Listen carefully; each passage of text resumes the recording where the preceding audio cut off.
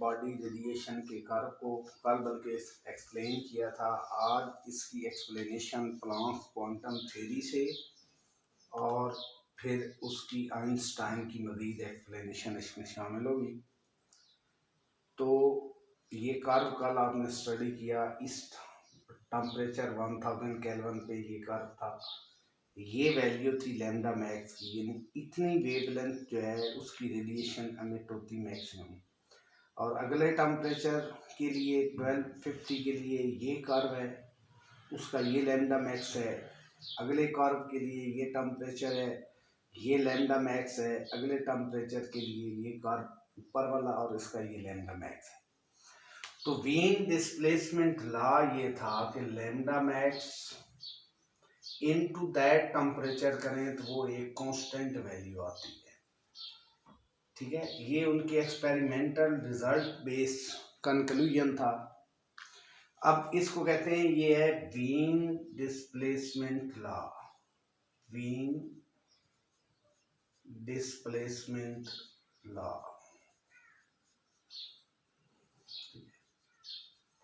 तो ये लॉ आने के बाद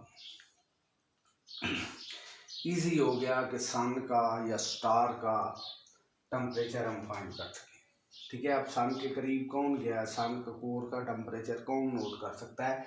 तो ये वीन डिस्प्लेसमेंट लॉ है जिससे हम टेम्परेचर स्टार का, डिस्टेंस स्टार का और सन वगैरह का नोट करते हैं। तो क्या है कि सन से जो रेडिएशन आ रही है उनकी लैम्डा मैक्स की वैल्यू फाइंड कर ली, इस कांस्टेंट का हमें पता है तो वहाँ से टेम्परेचर आ जाता है। तो ये वीन डिस्प्लेसमेंट लॉ आप नोट करेंगे कि it is used to find temperature of distant stars like sun. तो ये एक अटेम्प्ट थी इसको एक्सप्लेन करने की, एक्सपेरिमेंटल डेटा पे बेस्ड उन्होंने किया। और एक ही स्टीफन बोल्ट्जमैन लॉ, ये वीन डिस्प्लेसमेंट लॉ है, कल भी इसको पढ़ा था, आज फिर एक है Stefan Boltzmann law.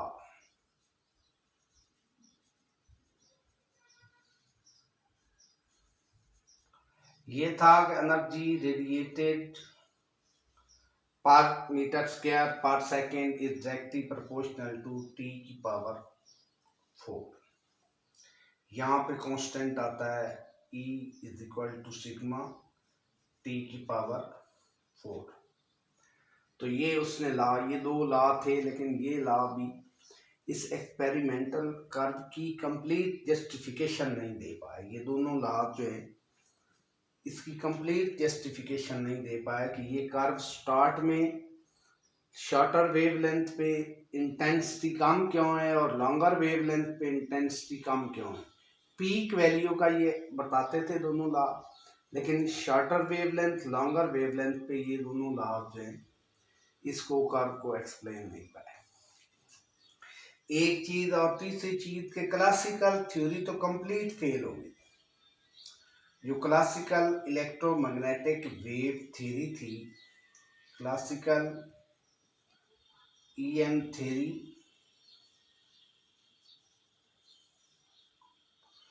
could not explain black body radiation. ये तो कंप्लीट फेलियर था इसका। could not explain black body radiation, could not explain black body radiation. ठीक है, तो अब मैक्स प्लैंक्स ने एक थ्योरी दी, उसने सोचा, मैक्स प्लैंक्स ने सोचा और थ्योरी दी कि ये कैसे इनकी एनर्जी यूनिफॉर्मली डिस्ट्रीब्यूटेड नहीं है। लैम्डा मैक्स टी कांस्टेंट है, E is directly proportional to T की पावर 4 है। एरिया अंडर द कर्व जो होता है वो टोटल एनर्जी रेडिएटेड होता है। तो ये इसको थ्योरेटिकल बेस दिया मैक्स प्लैंक्स ने। अब उसको हम स्टडी कर रहे हैं। ये चीज़ मैं मिटा रहा हूँ, आप इसका स्क्रीनशॉट ले लेंगे। तो मैक्स प्लैंक्स क्वांटम थ्योरी, ये थी max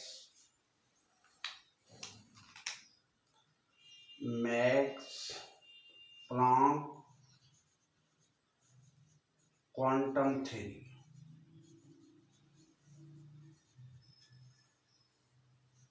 max Planck quantum theory थी।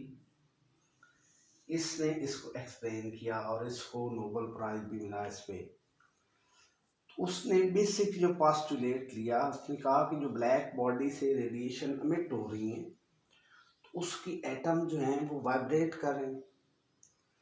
तो वाइब्रेटिंग एटम्स की एनर्जी क्वांटाइज्ड है, बिल्कुल उसी तरह क्वांटाइज्ड है जिस तरह मैटर जो है ये क्वांटाइज्ड है। आप एक मटेरियल किसी मैटर को लें, उसमें एटम है, एटम के अंदर न्यूक्लियस है, वो भी एक पार्टिकल है, फिर न्यूक्लियस के अंदर प्रोटॉन है, न्यूट्रॉन है, फिर न्यूक्लियस के बाहर जो है इलेक्ट्रॉन है। तो सारे पार्टिकल से एटम बना है।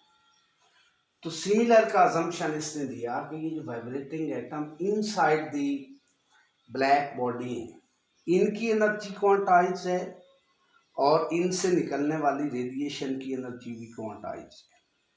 ठीक है, तो उसने अजम्पशन क्या लिया कि जो रेडिएशन ब्लैक बॉडी से एमिट होती है वो in the not in the continuous fashion, wave की तरह नहीं होती।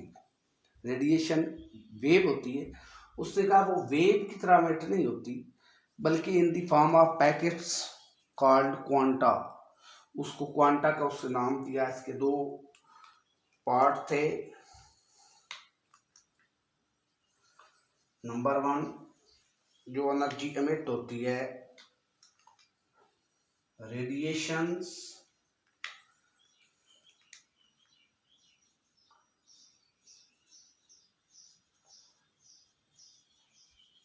that are emitted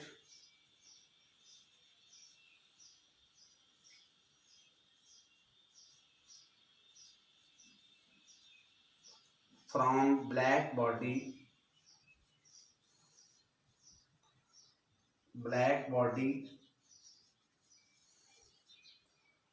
are not in continuous form,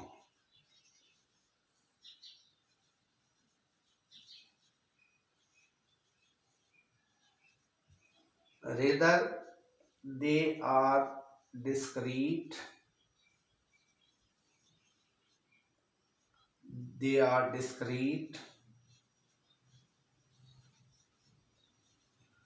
like quanta packet. Quanta की शक्ल में एनर्जी जो है वो एमिटोरी, क्वांटा का मतलब है पैकेट्स। और उसने लेट किया कि ये जो क्वांटा है, ये क्वांटा प्रॉपर्टी है, रेडिएशन जो ब्लैक बॉडी से निकल रही है, this may be due to property of atom vibrating inside. Atom की वाइब्रेट करने से रेडिएशन खारिज होती हैं, तो उनकी ये प्रॉपर्टी है। ये assume that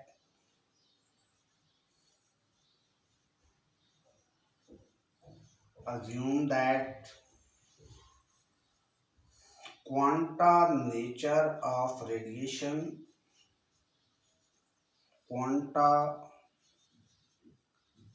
nature of radiation may be due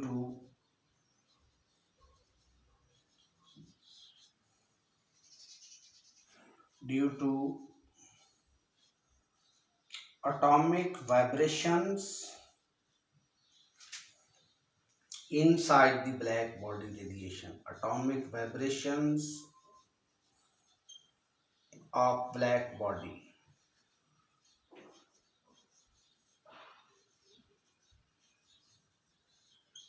ये दूसरा उसका पॉइंट था। अब उसका जो थर्ड पॉइंट था वो मैं यहाँ पे लिखता हूँ कि हर रेडिएशन से जो क्वांटा निकल रहा है उसकी एक कैरेक्टरिस्टिक फ्रीक्वेंसी एफ है। Each quanta has characteristic frequency f. Each quanta has frequency f, which is related to energy.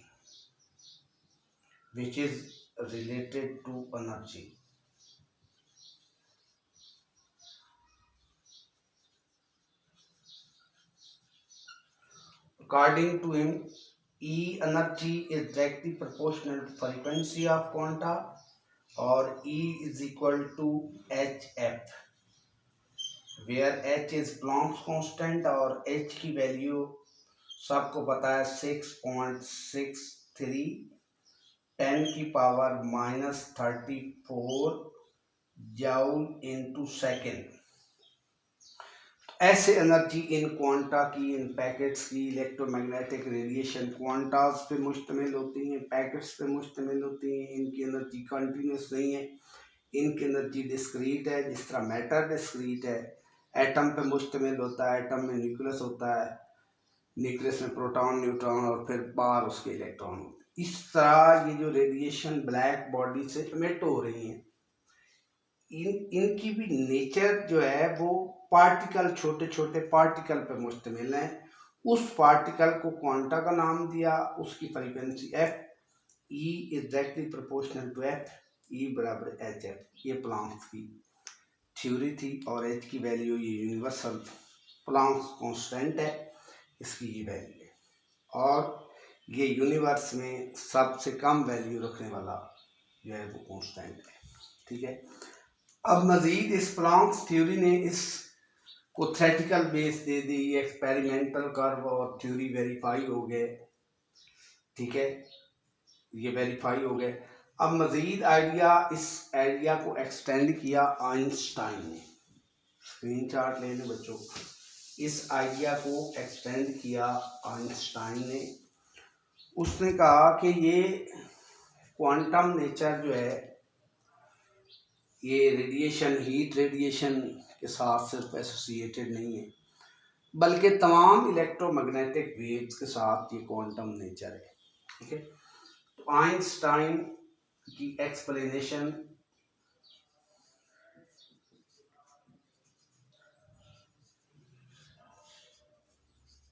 Further उसको एक्सप्लेन किया आइंस्टाइन ने। उसने ये कहा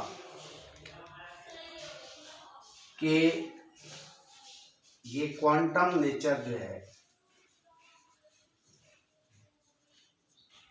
this quantum nature of radiation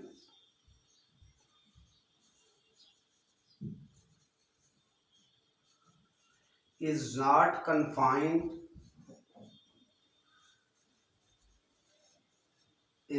confined only to thermal radiation,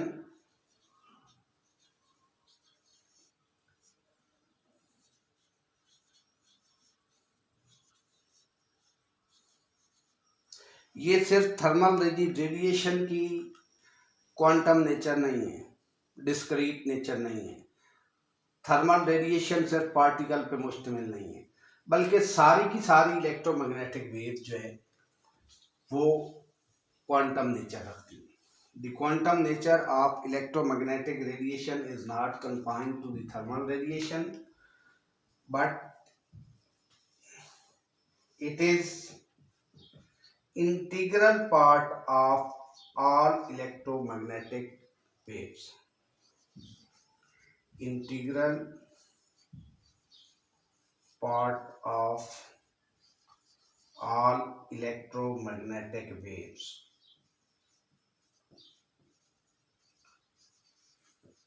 Electromagnetic waves, तमाम electromagnetic waves की nature particle पर मुश्तमिल है।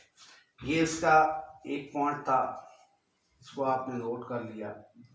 दूसरा जो है उसका पॉइंट का, उसने इस क्वांटा को, इस पार्टिकल को फोटॉन का नाम दिया। ही नेम्ड, यानी Einstein, he named this quanta as a photon, this quanta as a photon. उसने इस क्वांटा का नाम दे दिया फोटॉन। वो फोटॉन, थर्मल रेडिएशन भी फोटॉन पे मुश्तमिल है, लाइट भी फोटॉन पे मुश्तमिल है, एक्स रेज भी फोटॉन पे मुश्तमिल है, गैमा रेज भी फोटॉन पे, इंफ्रारेड, सारी जितनी भी रेडिएशन एग्जिस्ट करती हैं वो थर्मल हो या कोई और हो, विजिबल हो, नॉट विजिबल हो, उनकी नेचर जो है वो पार्टिकल नेचर है, और उस पार्टिकल को, उस क्वांटा को आइंस्टाइन ने फोटोन का नाम दिया था। तो ये आइंस्टाइन की एक्सप्लेनेशन है 2 पॉइंट्स के अंदर। अब फोटोन की प्रॉपर्टीज है, प्रॉपर्टीज ऑफ फोटोन, 3 इसकी प्रॉपर्टीज हैं। ये पार्टिकल हैं और दे travel with speed of light. जाहिर है ये लाइट की स्पीड, सारी इलेक्ट्रोमैग्नेटिक वेव्स की जो स्पीड होती है वो स्पीड ऑफ लाइट है। They travel with speed of light, they travel with speed of light. इनका रेस्ट मास जो है वो 0 होता है। Their rest mass is 0, rest mass is 0. They possesses energy momentum, they possesses momentum. इनका जो है वो मोमेंटम होता है, और अभी हमने ये मोमेंटम जो है वो कैलकुलेट करना है। ठीक है, आइंस्टाइन की ये थ्योरी थी। आप इसको पॉज करके, रिवाइज करके, रिवाइंड करके इसको दोबारा देख सकते हैं, या इसका स्क्रीनशॉट ले लें। अब मैं इस फोटोन का, इस पार्टिकल का मोमेंटम जो है वो फाइंड करने जा रहा हूँ। इसका जो है वो मोमेंटम मैं फाइंड करने जा रहा हूँ। तो हेडिंग लगाएंगे momentum of photon, momentum of photon.